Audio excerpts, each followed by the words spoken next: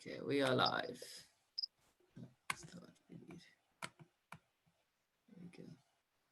So just a quick recap. We're going through the laws of the Amida, Shmona Esrei, and most recently we spoke about the concluding prayer of the Amida, that final prayer of how one can be a little bit more lenient as far as being able to answer to Kaddish or to Kedusha. Terry brought it to my attention. Thank you, Terry, that I mentioned that we bow by Moedim just like at the beginning of the Amidah. There's actually different opinions about that. Some people only bow waist down, but don't kneel when they say Moedim. So each according to their customs.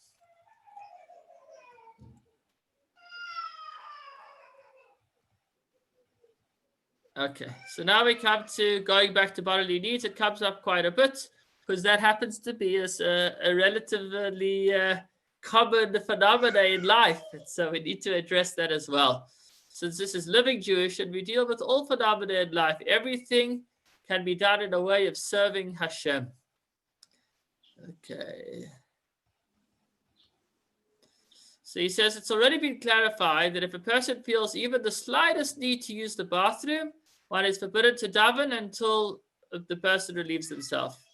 This is certainly true of the Amidah, meaning before a person starts the Amidah, they should be sure they don't need the bathroom. If they do, they should first go to the bathroom, which certainly the Amidah, one may not pray when one feels even the slightest needs. However, if at first one didn't feel any need, but later in the middle of the Amidah, one suddenly felt the need to, whether it be one or two, a person should restrain themselves until the end of the Amidah, because what did we say? We said once a person is in the middle of the Amidah, only if their life is in danger are they allowed to interrupt. A person should not interrupt even if the need is great. One should rather restrain oneself as long as possible and not interrupt when going out during the Amidah until one has concluded by saying, that's the end of the 19 blessings, at which point one would say, only that one verse, and then one would be able to go to the bathroom then, take 3 steps back, instead of saying that final verse like so that was as far as person relieving themselves. What about if a person has gas, if one feels that they are about to fluctuate and cannot restrain themselves?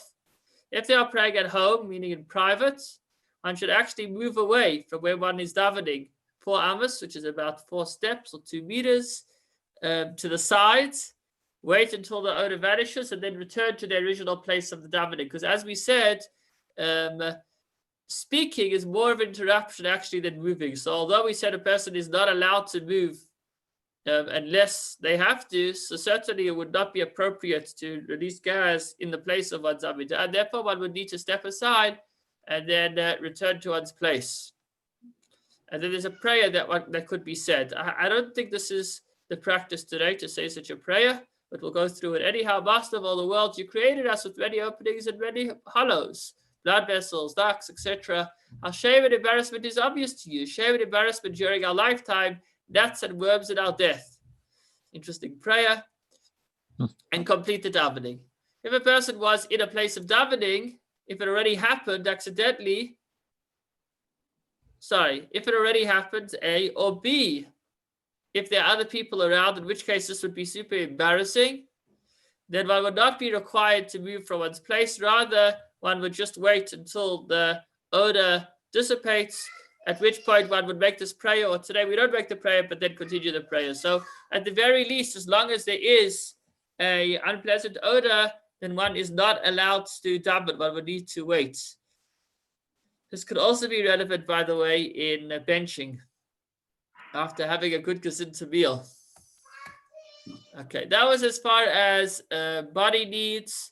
We won't dwell too much on that. The idea is one should make sure before one davens that one has taken care of their body needs. If during davening, one has to restrain themselves, and if one didn't from gas, then one would need to wait until the smell dissipates, and possibly even step to the side. I have not seen this being practiced in practice, and I did not have a chance to look into this to see if there are different opinions about taking a few steps to the side. So I'll just go with what the text says for now and say that you could follow up with me on this, or if I have more information.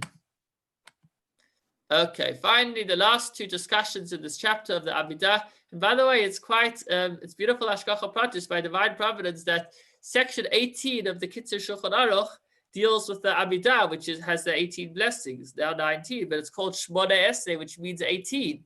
So if you want to know where to find the laws of the Amida in the Kitzur Shulchan Aruch, you would go to section 18. And we're after the last two discussions. We're going to speak about going in front of somebody that's davening, and we're going to speak about somebody that's drunk. Okay, so we're going to talk about sitting down. Then we're going to talk about whether you have to stand up. And then we're going to speak about walking in front of somebody that's davening the Amida. So it's forbidden to sit within 4 amas, which is approximately 2 meters, in front, behind, or on the side of a person in the middle of the Amida. Meaning if someone's in the middle of the Amida, you're not allowed to walk up to him and sit down right next to him in his immediate vicinity. However, if you are sitting down in order to daven as well, then it would be permitted. Why? Because it's not that you're disrupting with an alien activity, you're also davening. So how could davening disturb davening? Some say that even if a person wasn't sitting down to daven but to learn, then he would be allowed to remain seated. Okay.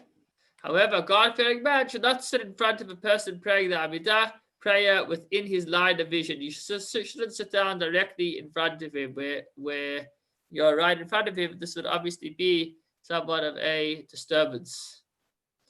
Even if the seated person is saying the Shema, still a God-fearing person shouldn't take a seat. We said before, you don't sit down to say the Shema, but let's say you were sitting down a little for the blessings before the Shema, then the Shema. So rather don't do that in front of somebody that's davening the Amida. But to be seated behind or alongside a person davening the Amida is not objectionable, and it is permitted to stand in all situations, even in front of the person davening. So this could be relevant if you have a base medrash, a place of learning where people both daven and people both learn. Immediately 770, Chabad headquarters comes to mind. There are students studying there all day, and there are minyanim happening, many minyanim through the course of the day. And that could sometimes happen that you'll be, you have your place where you learn, and then there's a minyan that formulates in the vicinity. So we're saying that as long as you're learning, you would be allowed to sit down, even in front of someone davening the Amida, but a God-fearing person shouldn't do so. Not in front of them, but to the sides of the person, yes. But in general, the sensitivity over here is if somebody's in the middle of the Shmona Esrei, then rather don't sit down right next to him. But if, let's say it's Rosh Hashanah, where there's a full shul, please God, and that's your seat, and you're sitting down to daven, then you actually would be allowed to sit down. Standing would not be a problem. So if you're right in front of the person and you want to be God-fearing, then you could remain standing. I don't know if you could say you want to be God-fearing. God-fearing is quite a spiritual level, I guess, if you're aspiring to that. But yeah, I guess if you're looking to be more sensitive, we spoke today in the Rambam, the class of the Rambam, about a person should have a love for Hashem and an awe of Hashem. And if you're working on having more of a fear of Hashem, then you're looking to go beyond the minimal requirements. Okay, so that was as far as sitting down in front of somebody davening the Amida. If the one sitting down is a weak or sickly person, then he should not be chastised. He should not be corrected. So, like you could imagine a comic or a scene of where people are being judgmental. How can this person be sitting? And then one discovers that he actually is not feeling well. I remember such clips as a kid. So certainly these laws would not apply if somebody was sick, and she certainly should not be chastised. Now, as far as who was first, if the seated person was first, so I'm busy sitting, really in a shul, a person shouldn't be doing mundane activities. But let's say according to the opinion that says that it's only davening that is not an interruption, but learning is. So let's say I'm sitting in shul and I'm busy learning the 18th section of the Kitzur Shulchan Aruch, and somebody shows up and he starts the Amida right behind me. It turns out I'm sitting right in front of him. I need to get up. So it turns out now that I'm seated, that the seated person is behind. So, okay, let's go through it. Inside, if the seated person was first and afterwards the other one came to stand and daven alongside him or in front of him, which would mean the seated person is behind the person davening, and the person doesn't need to stand because the second person came into his territory. However, if the second person stood to daven the Amida behind him, so that the seated person is in front of him, he should use discretion and rise. So although technically it wasn't very nice of a guy to start davening the Amida right behind me, nonetheless, he is in the middle of the Amida, and so I should rather stand up as not to be sitting right in front of him. So discretion calls upon the seated person not to remain seated, meaning to, although you have a good argument that why did he do such a thing, nonetheless, it still would be appropriate to get up. Then I'm trying to look at the Hebrew word discretion. Yeah, one should still be careful about that. Lizahir. Okay. This applies only when he is davening at home, but if he is praying in a house assigned to a minyan, and certainly in a synagogue that is designated for everyone to daven, that even if I was seated first, that I should rise. So that makes a lot of sense. If I was sitting and learning or doing something, not davening it, but I was in shul and the shul is designated for prayer, then even if I was sitting before this person showed up and started davening the Amidah right next to me, I should get up. So I guess the general points, the take home from these last two halachas from 18 to, we have one more to go, 21, is the sensitivity of not sitting down, or we'll see in a moment, walking around somebody who's in the middle of davening the Shemona Esrei. It is forbidden to pass within 4 amos, which I said is about 2 meters, in front of a person davening the Shemona Esrei. Therefore, this is a very relevant one. If a person davens, finished davening, and now I want to take my 3 steps back, right? We said at the end of the davening, you take 3 steps back. But there's another guy right behind me, okay? Now, he's obviously not immediately behind me because we're not suggesting I should knock the guy over. But let's say he's about, 2 meters behind me. So once I take 3 steps back, I'll be walking into his space. And he's still finished davening, but I've already finished davening. So what should I do? I should wait. I should wait before I take my 3 steps back to depart from the king. So the person in front should not take 3 steps back because in essence, it would be considered as if I was walking in front of the person davening the Amidah behind me. But if it's not directly in front of him, if it's on the sides or behind, this is allowed. So this is the practical halacha. If I'm davening and there's another guy right behind me, I should wait before I take my 3 steps back so that I don't walk in front of him and disturb his prayer. Now, what I didn't get a chance to look up is if this would apply if you were in pews where there was like rows of seats between the two of you.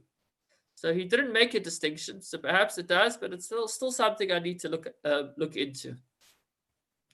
And finally, the final section regarding the Amidah, a person who has drunk intoxicating beverages, if the person is so drunk that he would be incapable of speaking before a great person or a dignitary, then the person is forbidden to pray. In other words, they say that fear sobers a person. A person could be drunk, but if suddenly they're frightened, they could be sobered up in a moment. So when you stand in the Amidah, you're standing before the King of all kings. It's an awesome moment. So if the person that is drunk, but if he were to suddenly be put in front of the president, he would be able to be sobered up in a second.